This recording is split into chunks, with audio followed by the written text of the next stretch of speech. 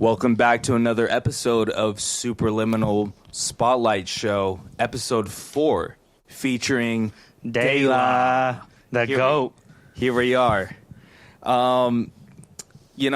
Prolific producer, standout human being. Here we are. We're ready to go. We're fresh off your set. How do you feel about the set? Felt pretty good. Felt good? Yeah. Hell yeah, dude. It sounded good. And speaking of that, if you haven't heard it yet, the link is in the bio. Make sure right after this, if you haven't already watched it, go back and watch that beat set. Shit's crazy. So to get right to it, the first thing, what's kind of like a breakdown of some of your live sets? I know today what you use. I know sometimes you bring out the keyboard. Like, what's kind of your thought process? Usually I rock a SP just to keep it simple. Today, I wanted to rock both. There was a couple beats on there that I wanted to showcase today, but I hadn't had a chance to move them out of my MPC onto Ableton, so I just figured I'd bring the whole machine with me. Oh, do you just sometimes bounce them out and then just do it on the phone? Yeah. But if I don't have time, I'll just rock it live on the MPC and then in combination with all the beats that I already have in SP. Which you killed it at, man. I think. Thanks, man. Like the fact that you had like the double hardware gear going, and you could just tell you're like smooth as shit with it. Like you're comfy. Appreciate it. You know you got the effects down. Yeah, you know what you're doing in there. You're no stranger to the game. I noticed that This Is My Beat stuff though. Sometimes you bring out the keyboard and stuff. Is that mostly the sets where you're like making stuff like the sample flip stuff? Exactly. Like you already have the keyboard and then you kind of just do that live? Yep, I'm like pretty much once I chop the sample, I'm trying to find the melody within the keys to play over the sample. Sometimes it takes a couple of takes for me to kind of get that down. So when I'm playing it, This Is My Beat, I'm pretty much just playing it live because I didn't have time, given the time that we have to actually. Oh, to like record it. So I was like, all right, I'm just. Oh, that's straight. But that takes like some good, recall to like make sure that you remember. Even it's kind of freestyle though a little bit. Yeah. Right. I mean, a lot of that too. I mean, I like me being a keyboardist too, and other. Oh, it kind of helps. So I've learned how to like improv with like other musicians like playing in a band, so it's kind of the same thing, but I'm just doing it to my own beats. Yeah, you can hear that on the beats. Yeah, they're cohesive. The melodies on top of samples. That's always been really hard for me.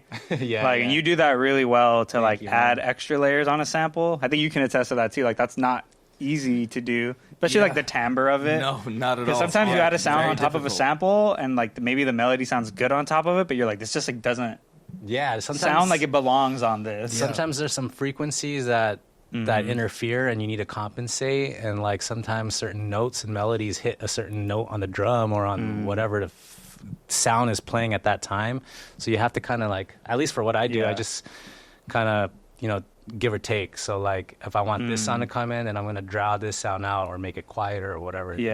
Nice. That's living in the pocket of the beat. This is perfect because I was really curious after listening to your music for since 2015 now. The golden age. Yeah, without even SoundCloud. without even knowing who you were, and then just naturally getting into your shit. You have it seems like you have a strong knowledge of music theory, or you're just one of those naturally gifted people that just fucking know how to do that really well. I kind of wanted to see where that came from. Where did it start? How do you know? Because it's like man, these chord progressions that you're doing aren't something that you just like.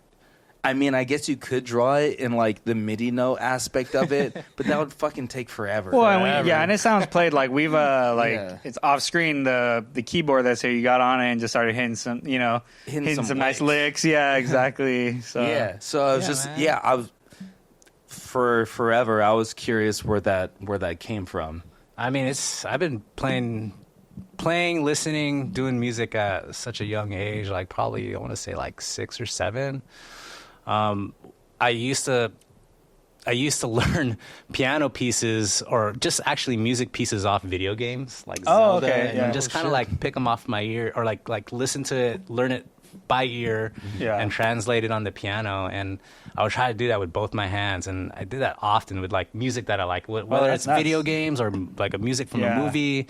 On top of that, I was taking lessons for like a couple of years that my parents kind of got me into. Yeah, that's I kind of had a similar throughout elementary school. Where mine was like I'd have to like download some sheet music and like learn it that way. Like so I like struggled on the ear stuff. Yeah, I wish I did a little bit more ear training when I was younger because that's when your brain like absorbs it all. Where you kind of get that like flex that muscle of like okay, you could reading music is one thing, but like listening, ear training, listening. That's huge. You hit the wrong note and you're like not that one. Like and I mean I look at it this way. It's like. You will only do something if you like something. That's true. Like you absorb it, and like, music was just something that I've always loved. So like, if I heard something like in 6th grade, for example, Wu-Tang, Cash Rules Everything Around Me, that little piano lick, I was like, man, I got to learn that piano lick. Oh, so yeah, you're right. I would just run it back every time, and on the piano, just like learn that little lick that it's playing. And since then, I've just been really good at like translating songs by ear and then putting it on. That's a good skill. Yeah, that's a good skill. You did that on your own. Just on my own, yeah. You didn't have like any classes like in, let's say, like middle school or high school about like theory. Eventually, so that was like that was like grade school, and then when I went to high school, I started learning guitar. So I dropped piano after taking it for like 6 years. I accelerated like to like a pretty high level in piano to the point where I kind of got bored in middle school. So I stopped practicing, and like my mom was like, I'm not paying for your piano lessons anymore. I'm like, it's cool, whatever. I'm chilling. I'm in middle school now. I'm like doing big boy shit. It's funny like the mom threat would be like, I'm going to take it away. And you're like, all right. Like, exactly. They're never prepared for that answer. They're not prepared like because when you're like, all right, do it. And they're like, oh shit. They were waiting for you to be like, no. Like, So on a side note, I have 2 older brothers. My oldest has always been into films, so that kind of like in the 90s when I was a little kid, I grew up with my oldest brother listening to like all the East Coast hip hop, and so like I was exposed to all this like underground stuff at an early age, like Tribe, De La Soul, like, even like jazz, like Miles Davis and stuff like that. Like at 6 or 7 years old, I was like listening to this stuff because my oldest brother would put me onto it because he's 12 years older than me. Yeah. So he was kind of into the shit that we're into now, but in that era, in the 90s. That's kind of how my brother, I have like an older brother that's 10 years older than me, and he gave me like a CD back in the day that had like Black Alicious, Tribe, The Roots, like, and I remember in elementary school I had like, ripped it onto my iPod and stuff, like. But that put you onto like a whole new wave of like hip-hop, like I wouldn't have thought it would, because at that time you're like, dude, 2000s radio music was not that. It's like so polar opposites. Oh, for sure. Like West Side Connection, Ice Cube, Snoop Dogg. It was like that era. Yeah. Puff Daddy. This is a good segue. I want to ask, maybe this is it, maybe it's not. I always ask every guest. So, like, if you can think real far back, like, what's your oldest music memory that really was like, I love this? Shoot. It's a hard one. That is a hard one. I would say it was like turntablism. Like, as soon as I heard my brother pop in a DJ Cuber CD, and I was like, I don't know, I was probably like 6th grade. He's scratching on it and stuff? Yeah, I was like, what the fuck is this? What the fuck am I listening to? And that's what really what put me onto the fact that you could make music sound so different. And so weird. Yeah, like it's like, this is a beat, but there's not necessarily any lyrics. It's just... Because that's the first time you start hearing scratching, people adjusting the pitch, kind of like... So that's what really, like, that's how I really dove into this whole culture. Like, aside from having, like, older brothers, cousins, friends that kind of played a part in all the inspiration and the influences through, like, the hip-hop culture and stuff. It was, like, mainly that, too. Yeah. Which is kind of crazy. Yeah. You know, I hear this story in different archetypes too, where it's, you know, it does seem to stem from family a lot of time. It's like everyone has this like origin, or not everyone, but a large amount of people do. I feel like, and that's such a good quality to have in your, whether it's your parents or like just your older siblings being into something. I don't think I would have even went as hard with music if my older brother wasn't like like so into guitar, and then like I started to get into it, vice versa, or like, and then to like You feed off each other. to take that a step family, but you feed off further, each other. like you know, your parents are like teaching you all these bands, and you're like, it's like that's all you know.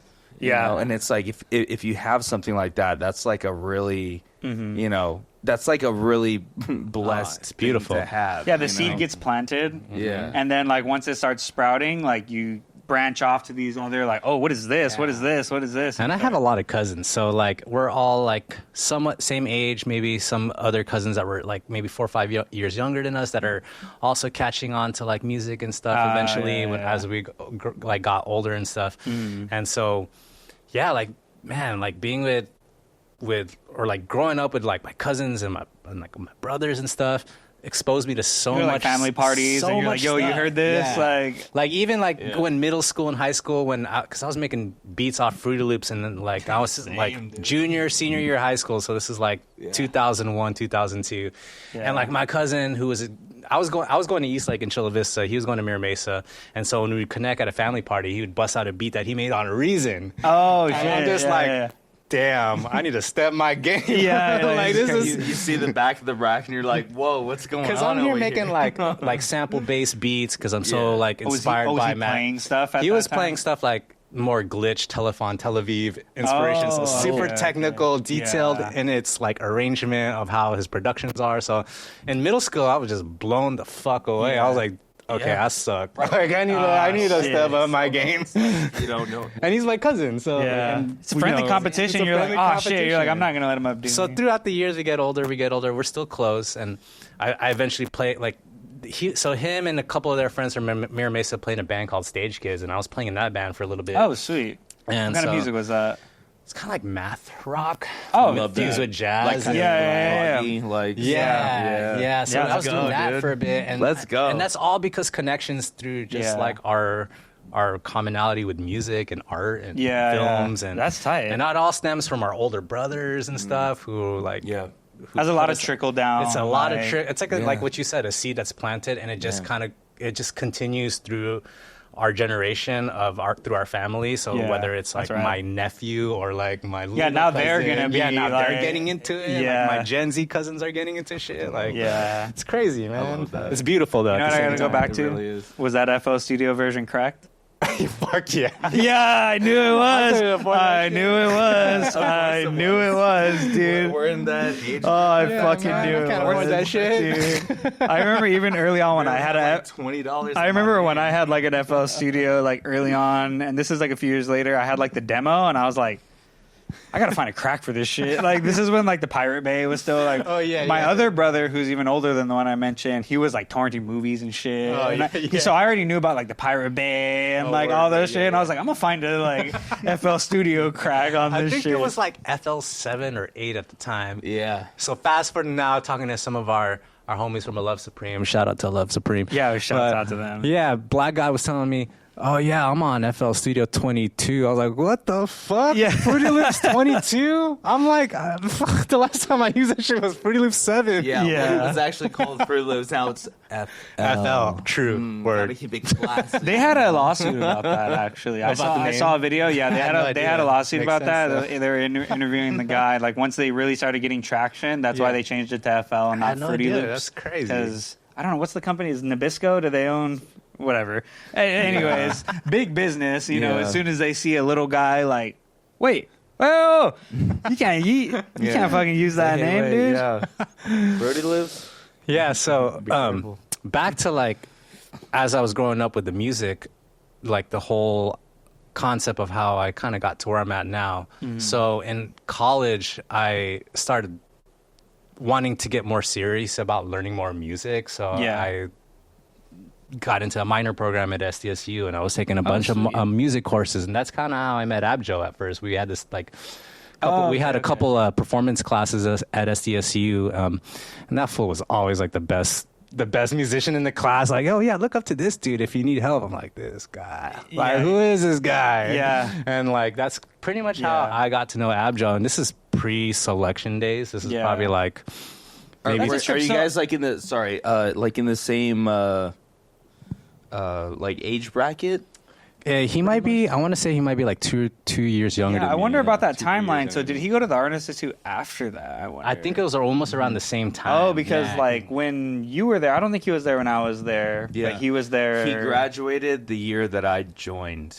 So I That's like 20, as part of my 2013 or something, right? 2014, 2013. yeah, that would have been Maybe 2011, 2012, some 12, shit like that. 13. Yeah, it would have been 13, I believe. And part of the, when you joined the Art Institute was like you go to the senior assembly thing where you see all the people graduating, so like, Yeah, you do like this a is like showcase. this is Oh, like okay. this is what it looks like, and they take all the like freshmen into there, and then like all the other music people had this like little portfolio with their binders and like this is what I mixed and mastered. this is what I mixed and yeah. mastered, and then Abjo's over there just with his fucking controller on tractor, just DJing. Sounds about Talk to right. anybody, dude. He was just like fucking like in his shit. Yeah. I was like, this guy's the fucking man, dude. That's funny. I Yeah, was that's like, a crazy like small world Yeah, so connection. we took like it was I want to say it was so I took 3 music performance classes one semester at SDSU. It was African drumming, Latin ensemble, and Indonesian gamelan.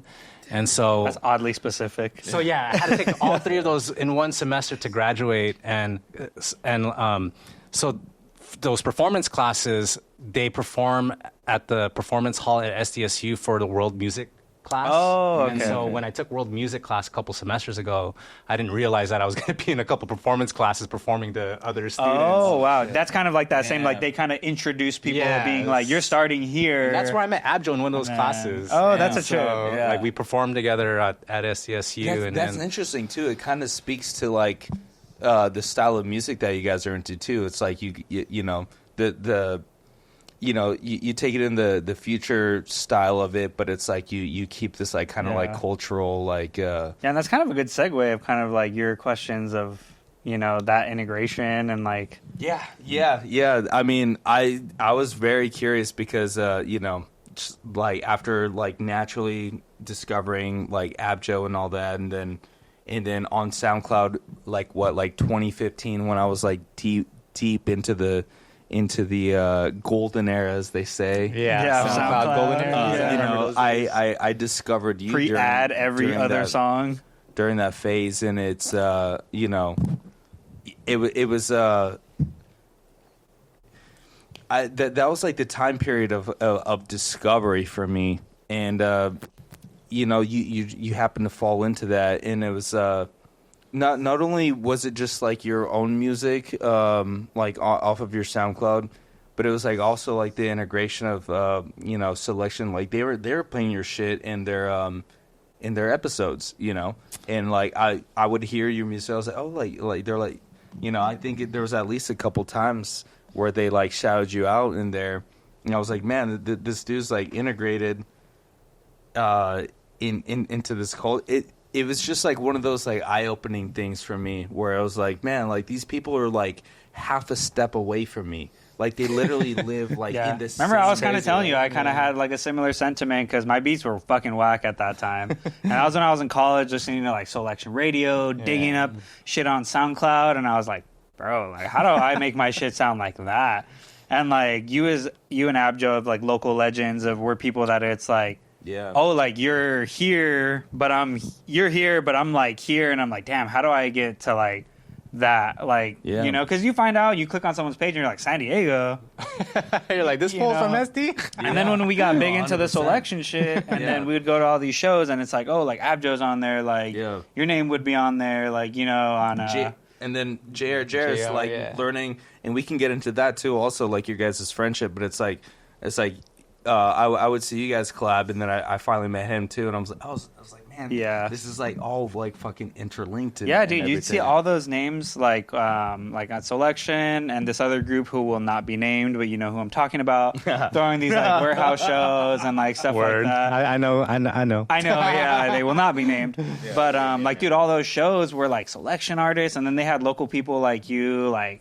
Also on there, you, JR, like Providence. Yeah, I see like these names would be on there. Yeah, and we would be He's out doing there his thing, at man. all those shows, and it's like, so like, what's your takeaway from like that era? Like, where was your mind at during that time? I was just, doing the same bullshit that I'm doing now. Yeah, I was still just trying to make music, network with people, chill with homies, go to shows, fucking vibe out to some good music. Just the networking is a huge thing. Like, Yeah. I was talking, for instance, my cousins who I share a lot of music with and I'm really close with. My cousins from Air Mesa, shout out to my cousins Sean and Ace. Hey, shouts out. But anyways, yeah, Sean, my cousin Sean, he's also a graphic artist, and so he would back in 2010 he was doing a Jay Dilla tribute art show. So all the art pieces were dedicated to Dilla. All just visual art. All visual art. Visual. Andre Power is a visual artist, and so that's kind of how I met Andre Power. And He pulled up to that. They're friends. My cousin Sean and Andre, they know each other just through art, like from visual art, not even through music, just visual art. Yeah. Because Andre Power was doing He did all the white label artwork and stuff. He mainly did just like art, more so than music. Because I remember this was before he even got into DJing. And like he would have his he would either have art shows or he would have like events where it's like music and art shows, But anyways, that was the first time I met Andre was through my cousin Sean, and that's how that whole connection would come about. Because sometimes Andre Power's already friends with my cousin Sean, so then we would see each other at the same, like whether it's a party or a show. Yeah, you were in the right places at the right time. Yeah, we just knew the right people. Yeah, I don't even want to say that because that almost sounds lucky to say, oh, right place, right time. It's like networking puts you in those places. Yeah, exactly. Right and then I remember my cousin was telling me, my cousin that knows Sean that knows Andre, he was telling me Andre had told him, hey, I'm going to start a record label called Selection. Oh, this is like way before then when that shit came about. Yeah. Wow. And so, and I remember this is like when Joe K was still at How, What, and Where, and like there was still kind of two labels kind of picking their separate rosters, Oh, yeah. But and those are like the two top dogs at the time, in the Selection right? SoundCloud era. Those are what I got into. Yeah, HW and W and Selection. And there's all the other side ones too, like Darker and Wax and Movement, and like there's all these other Astro Black was like another one. Yeah. All these other side labels or collectives that were still doing their thing, but still what a time period. Yeah, it's a time capsule / period. Capsule. Right? Yeah, that is. Capsule's a better I love way to that put I it. can It's scroll crazy. back on like my SoundCloud likes. That's If what I I scroll love. I down love really SoundCloud. far, like there's like this whole like you can see just years worth of like where I was at 10 years ago. Well, dude, and it would literally be like you're on there, Avjo, Sango, Mr. Carmack, like you know what I mean, like Civi, like all these songs from like artists that era that I was like, damn, that's how me and this guy like got close in college because he's like, you heard Mr. Carmack? I was like, fuck yeah, I heard Mr. Carmack. Much, right? Yeah. So you guys got close to music. I That's went crazy. down the wormhole, my God. And then like I was just waiting for somebody to like understand what I was listening to. Yeah, a lot of people that Because it was a selective view. And then Oh Kenji yeah, was, yeah. like, At that I time, was for like, sure. I was trying to find like the people who understood where I was at, and then this guy understood the assignment.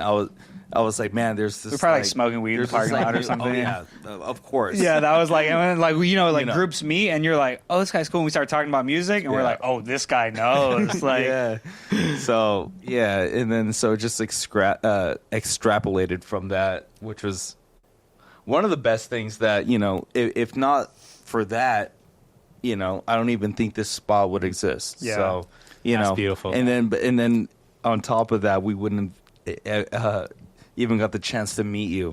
Like this. So that's I know, right? Yeah, so crazy. Like, circle back around to that, dude. Yeah. After like while I was on my last year of college, I felt like, I don't know, you guys know what I'm talking about there, but there's a certain plateau where you're like, oh, why can't I get better at music or whatever the fuck it is that you're trying to get better at? I know what you mean. So then I was like, I need fucking something. So I searched for a private teacher outside of SDSC, outside of school, outside of the music program. Yeah. Shout outs to Danny Green, but this jazz piano player named Danny Green. I was taking lessons from him for 2 years. Yeah. And he like opened up this whole vocabulary of music. And I'm paying this dude like, I don't know, it was like $60 or $120 a month, depending on how many times I would take lessons. Yeah. So I needed to get my money's worth. So I put the work in to get They're going hard on it. like Yeah, the you have to. dexterity or whatever, the comfortability on how to move up and down the keys the way I want to, or the way I can now, you know. Yeah. And it was So that dude, Danny Green. Danny Green had like pushed me to go past the plateau, but I'm honestly just seriously saying that any teacher can get you past that. Yeah. Sure. It took me a teacher to kind of guide my way. Yeah, they to give you get- the sauce, and then you kind of like break you need through to the work mold. through this. You're doing the same shit of this. You need to kind of like expand or work on that or whatever it is. Because, you know, you play Sometimes shit. it's hard to like. It's hard to be- pinpoint what you're not doing right, Yeah, and for it's really sure. easy for a third party to be like, "Yo, like this is lacking. This is lacking." I say if you're doing something and you suck at it, then you need work, right? Yeah, And then yeah. if you Seek keep advice. working on Yeah, it, seek advice, yeah. then you get better and better. Yeah, that's but a if you keep good general tip. if you keep because- playing the same shit, then it's just like Yeah. you're just playing something you're comfortable with. So you're not Yeah. really like That's a good like general Learning. Tip. Yeah, So because that's like a kinda- lot of people get comfortable in doing what Exactly. you're doing, and like being put in uncomfortable positions doesn't even have to be music. Like in life, anything, dude. Like anything. you, Yeah. like you know, you got to not fold under that pressure, and then Yeah. you just go hard. Like I feel like if you're not improving on something, you're just kind of staying at a certain coasting. plateau. Yeah, you're coasting. But yeah, if you, you go want like this and then get stuck to right learn here. and improve, then you're gonna go through your battles of Yeah. sucking or whatever the hell it is you got to Yeah. go through. You know, Yeah, 100%, man. That's been a big thing. music is that for I think we all can attest to that, right? Yep. Without question, man. Yeah, That's dude, all, I feel that's like I've always the had like biggest a thing. recent breakthrough on that where I felt like I was plateauing really hard, and then I feel like I like in the last maybe like year or two that I feel like I'm having like kind of that breakthrough of like, okay, now I'm really starting to like get out of this like funk of coasting. Yeah, but it's just it's Feels hard. good too when you get out of it. It Like, feels good, but it's a hard thing to pinpoint, and it's a hard thing to kind of see your way out of that. Yeah. yeah, it's not easy. Yeah. And I not think a easy. good part of that too is even if you're not going to do it traditionally, have friends that aren't yes men. Yeah. Like Yeah, for have sure. friends that will Honest tell feedback. you like, yeah, Yes. and like, that's why like, you know, Yeah, no, I kind of those types of 100% agree. people. Yeah, we always give each other, you know, honest at this feedback. point, Like there's honest- times like you're not going to listen to my Yeah. shit and be like, it's perfect because it's Yeah. not. Yeah. I'll be like, oh, I think it's necessary. you know, You think about this, you think about that. It doesn't matter Yeah. what it is, but people will help you because if Yeah. you know you show certain people your shit and they're like, it's perfect, bro. Like Yeah. you know that's not true. Yeah, Like, yeah. I mean, it's honestly, it's just there's no point in sugarcoating, especially with music. It's just like, dude, just fucking tell me if it sucks or not. Yeah. it's like let's Yeah. all get to the point where it sounds good, you know. Yeah. Sucks, bro. Yeah. Well, you know, something that always stuck out to me, and especially from your SoundCloud era days, was your song cover art. I'm like, dude, you have some of the most beautiful fucking picturesque song covers. And I was always like wondering, I'm like, does this man also do like graphic design? Is he doing this, or do you outsource that, or is that something that you just kind of? It's just photos that I've taken traveling. Oh, they're all you taking those Yeah. photos. I'm a huge traveling is another What do you mean just that? like music. Yeah, but the aesthetic is nice in the photos. appreciate it. Yeah, they're like- beautiful, man. It's I mean, I feel like I am the way I am musically and just as a person because of all the experiences I've had traveling. Like, Yeah, like you're inspired by that. super inspired.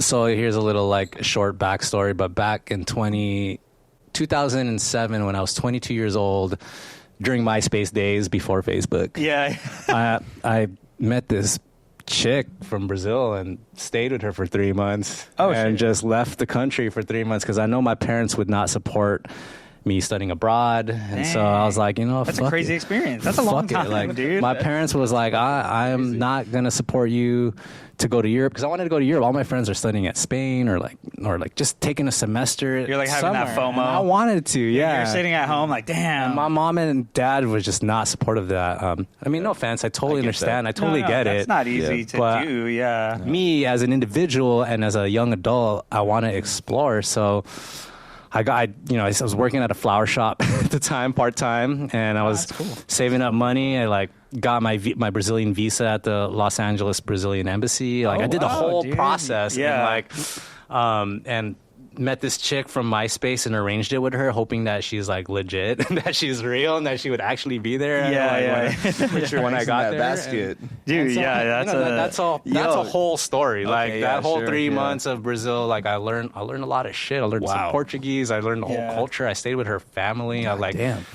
That was an eye opener. I was making beats at the time, so I had brought my laptop. All my friends that I had met in Brazil at the time. I was asking them like, "Hey, can you get your parents' CDs? Like, just give me like the old rock shit." I'm trying to sample shit. I want to sample some shit and like fucking try to make beats. Like my girl's in school because my girl was going to college, so she was my ex-girlfriend. My ex-girlfriend was going to college at the time, and so. When she was in class, I would just stay in her apartment. I would just like fucking make beats. Yeah, and I would just be out in some just in Brazil, like standing out on the balcony, like fucking with my laptop and just that's drinking crazy. cachaça. That's a crazy experience, dude. Like, that's a whole like all the traveling shit that I have gone throughout my years has like. Yeah, it's molded me to the person I am now.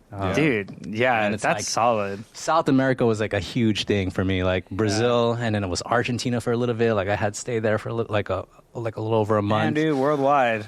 And man, the real Mr. Worldwide. So those were those pictures from SoundCloud. They came from like just pictures that I've taken. Damn, dude, that's awesome. Oh, nice to tie that back. I'm like, dude, that's awesome. That shit's fucking beautiful, man. Yeah. And then now that you said you worked at a flower shop, because some of your album art like was just like these beautiful high def close up trees, pictures of photos of flowers and I plants. love plants and shit. Did you ever, like, what were you taking those on? Just like your phone, or you had a camera? Phone, yeah, I had a cheap Fujifilm A2, like some. Luckily, that aesthetic, they don't have to be like high quality. Nah, it's like a little square for the SoundCloud picture. In the weirdest way, like sometimes bad quality photos like hit.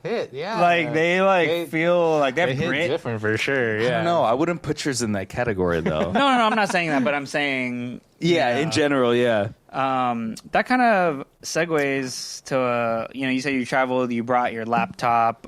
Maybe we flash forward to now, like, what's like your favorite piece of gear, or maybe something that you can't live without? Maybe that's a 2-part question, but maybe what's your favorite right now, or what's what could you not live without? Maybe I guess the laptop's an obvious one. Yeah, but like what's something that you just love right now that you got to use it? Shit, man! All my records and my records, my turntables, my mixers. Yeah, I love them so much. Yeah, that's true. I mean, I guess you don't even need any. It doesn't matter the medium if you got the turntables and some of the records that I have are like pretty rare. Dude, you got that sick ass mixer. Yeah, the mixer that I have. Was that last year that you got that, or the year before? It was September of last year. Yeah. That thing is so beautiful. I feel like I have to listen to all my records again. Just because they hit on there. It sounds so much different. Like I can hear the mids a little better. I don't know. You know what's kind of an interesting thing about that is coming from you having like a very wealthy background in music theory and you being very good on keyboard, that your favorite thing is not something that's like a synth or like. I know, you would think, right? That it's your records and stuff. Like, I think that's really interesting, though, because you pull a lot of inspiration from these records and you're layering stuff on those samples. I think you nailed it, man. That's exactly that. Like, I mean, I fucking love music. Yeah. Man. Like, all those records, I love them so much. I see on your stories all the time. You're just like, you got something playing. I'm not gonna lie. I look forward when I see your stories and you have that, like, angle and I see, like, the turntables and I see your desk and, like, a sick-ass record is playing. That was when I DM'd you that one time. You had that Japanese, like it was like a reggae sample. I was like, dude, what is that? Right, yeah, you were asking me. You're like, I don't know. It's just not in English. Like, I don't know what this is. And I was like, bro, like that sounds super familiar. But that's cool that the records and vinyl, like you go back to that. Your shit was scratching that you liked, and that's kind of goes all the way back to that. That's crazy. And records are like a souvenir for me too. Every time I travel, I got to go record digging in whatever country I'm in. How do you bring it back? Hope they don't get fucked up in your luggage.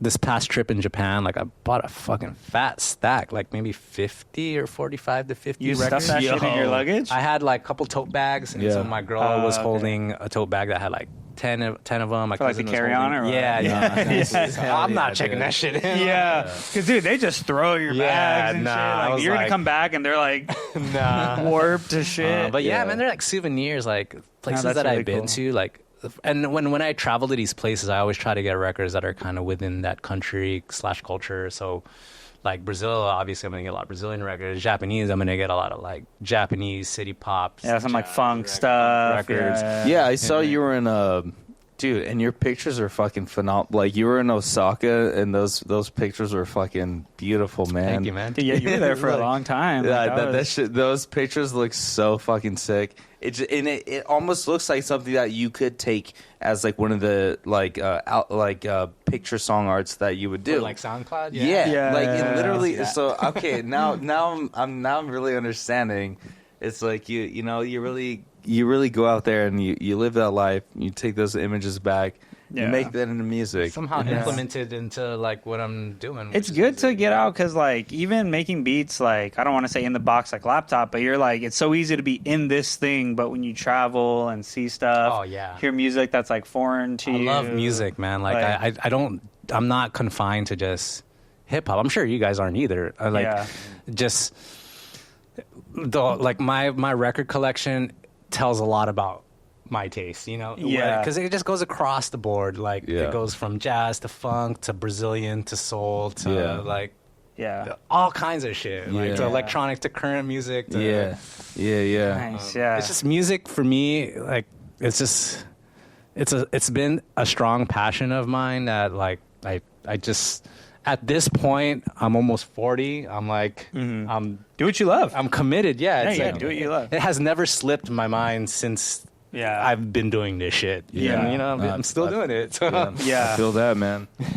No, that's Fucking work it's cl- inspirational, dude. Like Yeah. you really, dude. I love to hear that. Like, Yeah. Yeah, man. Like know? sometimes I'll pop in like a record. Like for instance, I bought the stack of record from Japan. I'll pop it in. I haven't heard this album ever, and I'm just like, dude, this is fucking fire. Like yeah. this is so even if good. even if you're not gonna sample it, I'm you're not- just like, this I don't is wanna just s- beautiful. I don't even want to This. sample it. It's just so Oh, good. it's Like not it's just good. like, damn, this sounds so good. That's another level of good when you're like, damn, I don't even want to flip this. There's a lot of records I have that are like sample worthy. Like a lot of producers would probably chop it up, but I don't want to. I don't want to chop Yeah. it up. Like it just sounds good the way it does, and I that's how I love the song. That's a funny thought coming from a In hip hop itself. head too. You know, that's a funny. Oh, like, man, there's so many samples that I want to chop or that are Maybe one choppable, but I just I have no. Maybe one day you'll come around. Maybe. That's interesting though. It's like you know, yeah, you.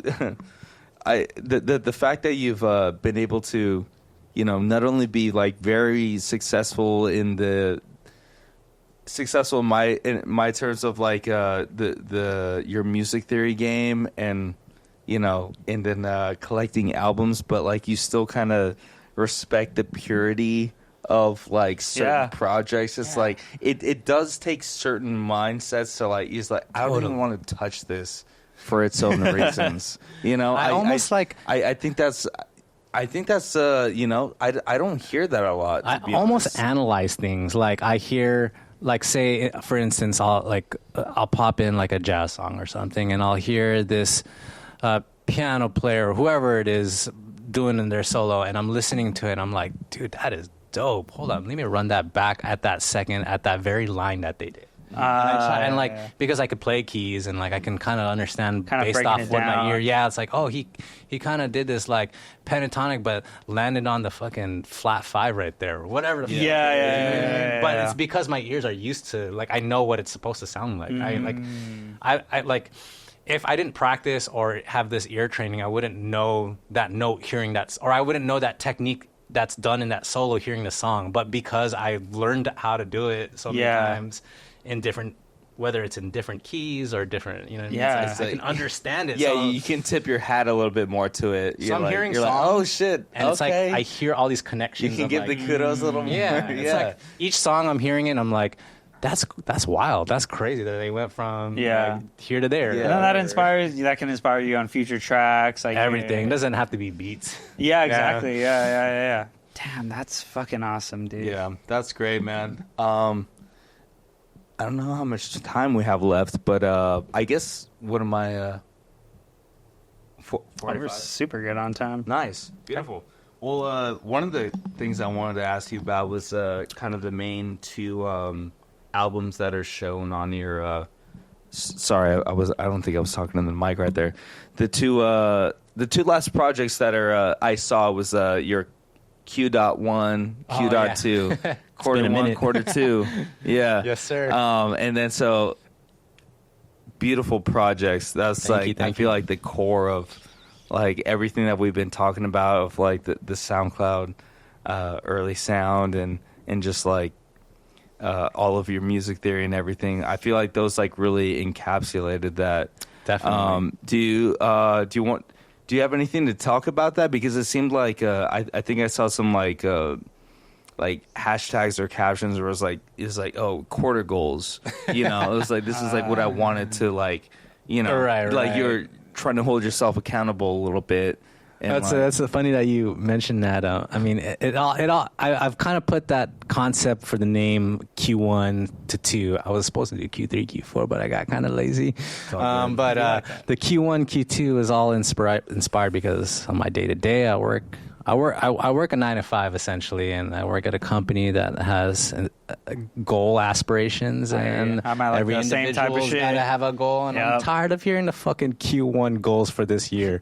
What's the Q2 goals? What's the SMART goals? Man, fuck the SMART goals. I have my SMART goals outside. Dude, that hits so hard. That hits so hard. Oh my god, my Q1 goal hit. You're reaching my soul, dude. Like I get these emails from corporate that are like, oh, like this. I'm like, dude. Like I try to incorporate all this shit that's relevant in my life into like my creativity. Like, you know, whether if it's work or food or traveling or whatever the fuck it is that I'm into. Yeah. Nah, dude, that's so funny that you mentioned that because like if you've worked a corporate job, like you know that those are the conversations that are happening. Yep. And then end of year 100%. Q4, they're like, oh, this is how the company did over the year, and then literally rinse and repeat the next year, and you're like, oh shit. What come up with your goals again? I'm like, damn How can you make the company more money? Yeah.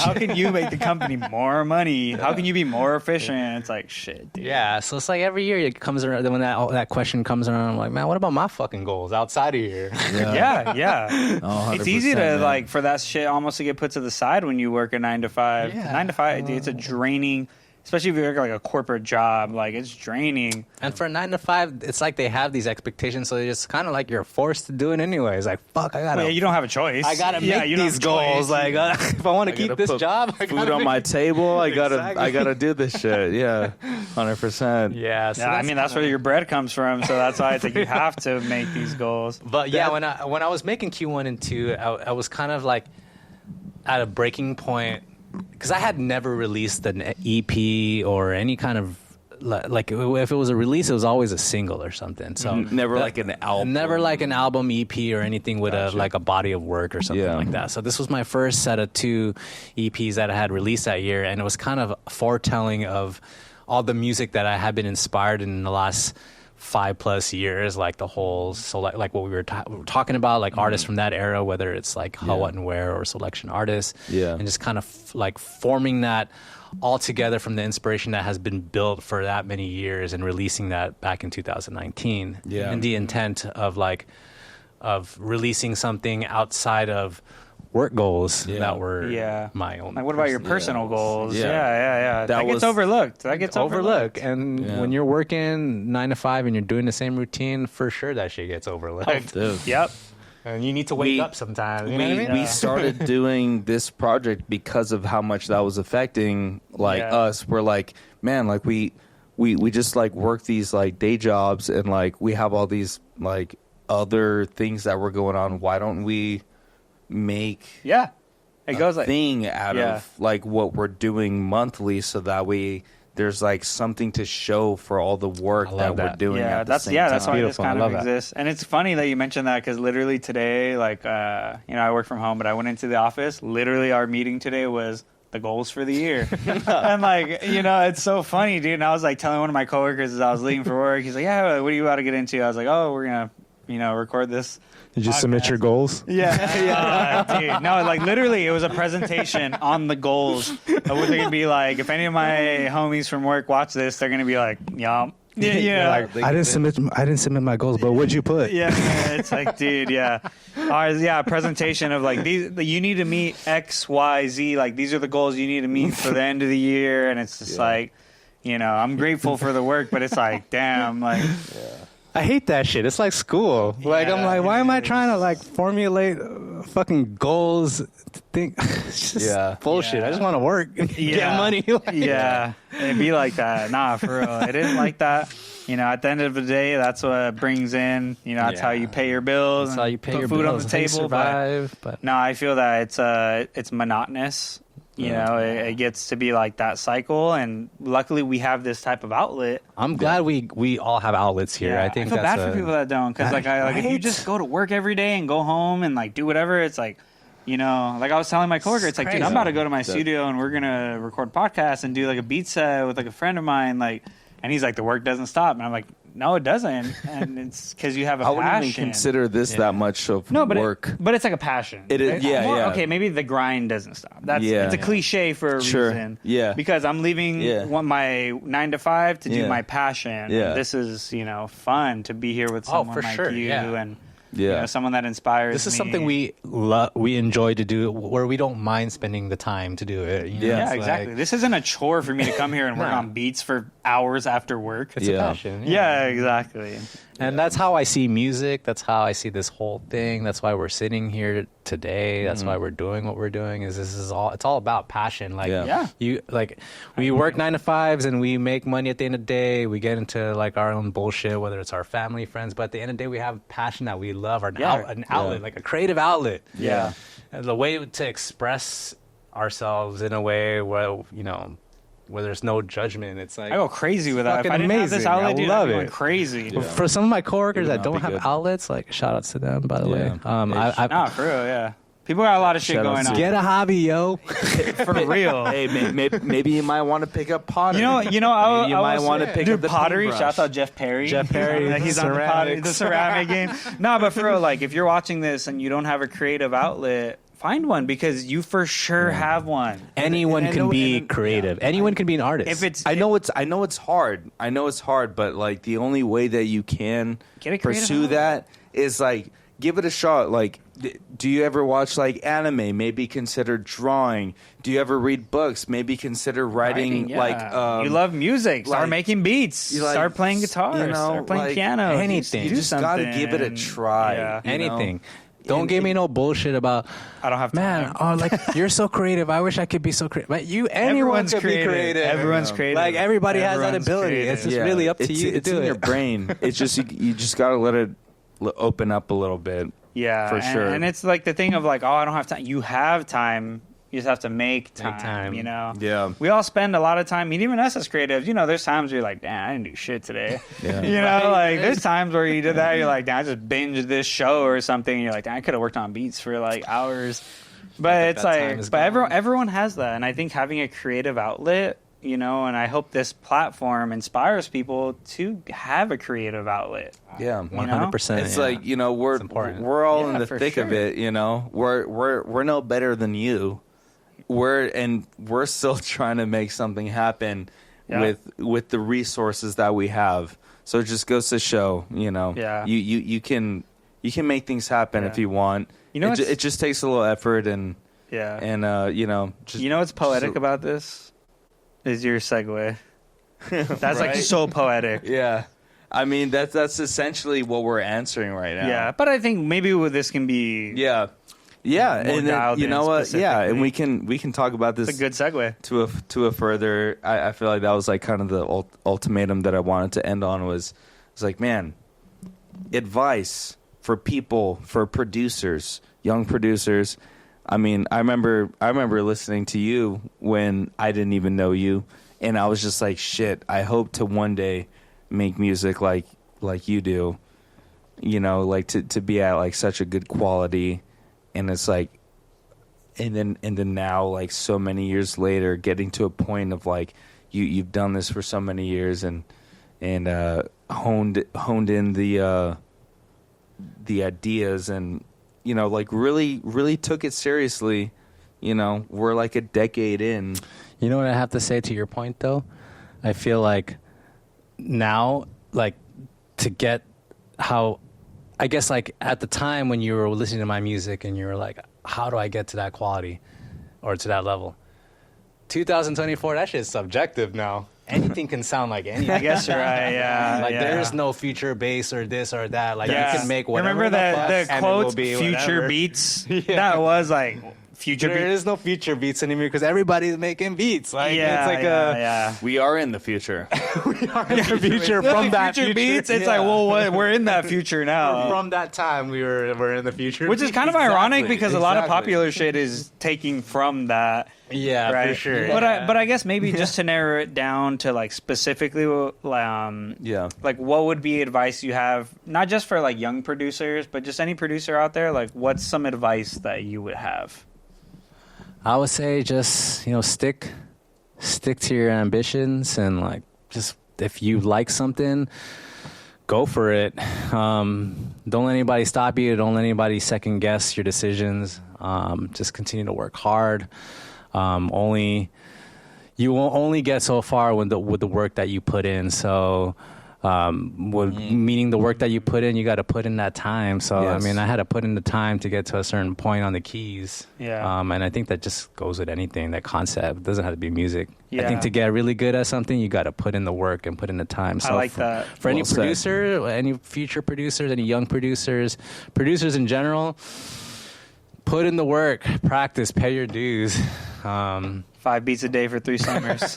Yeah, no, but for real, like, I think that's a good thing because I think we live in like a time where people want to do things fast. Yo, for sure. And like this stuff is not fast. It's not like fast. And like Make it back to what- even what we were saying, if you don't have a creative outlet, you're not gonna just get on your creative outlet and be like good right away or whatever. Unless you know, people have natural talent. But for sure. you gotta put in the work. Yeah. And it takes a long time to find yeah, your it does. sound. Your sound. I Like, feel, dude, I've to been making find- beats for a long time, and I feel like I barely found that sound. I started Right? making beats It- like yeah. 10 years ago. You're and just I like barely feel you listen that. to an artist and you're like, how come every producer's got a certain like a sound? Like I know it's Sound. this producer, I know it's that producer, Yeah. but I don't.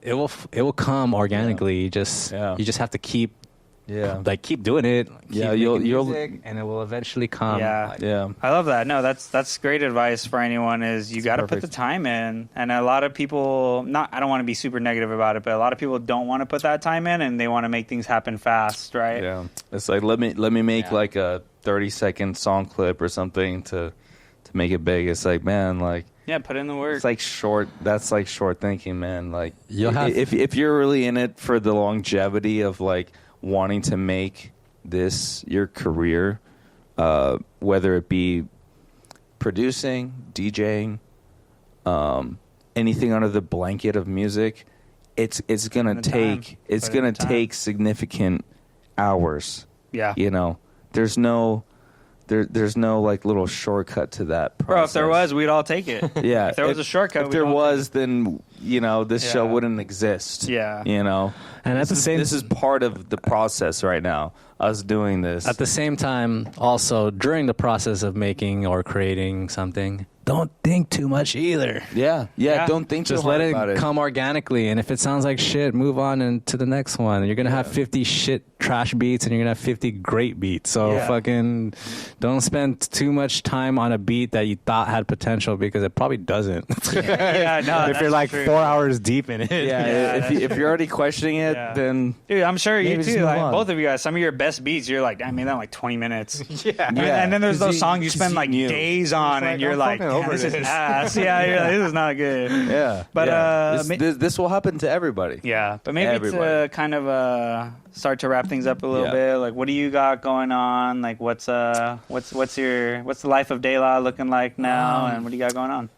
Shoot. Yeah, I'm trying to release it. I know I've been saying this every fucking year, but I'm trying to release a couple little EPs, Now maybe you're short held accountable, albums. dude. Short albums. Now you're- A lot of the songs that I played today were a lot of Japan sampled bass records that I chopped up, and Dude, so I I'll be doing a loved release it. that's just like dedicated in a lot of Japan sampled bass records, and That's then awesome.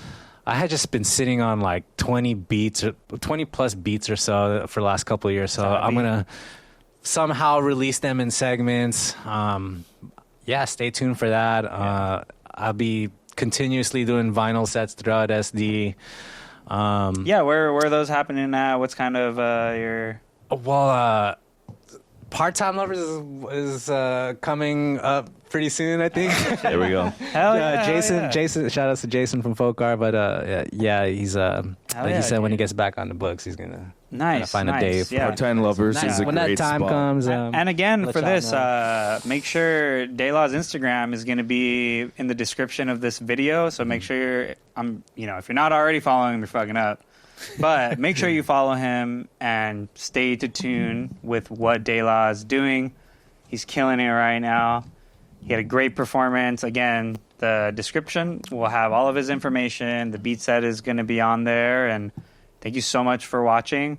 Yep. Shouts out to Dayla for coming through. Thank you, Killing guys. it. Superliminal Spotlight, episode 4. Mad love. Appreciate you Peace. guys. Laters.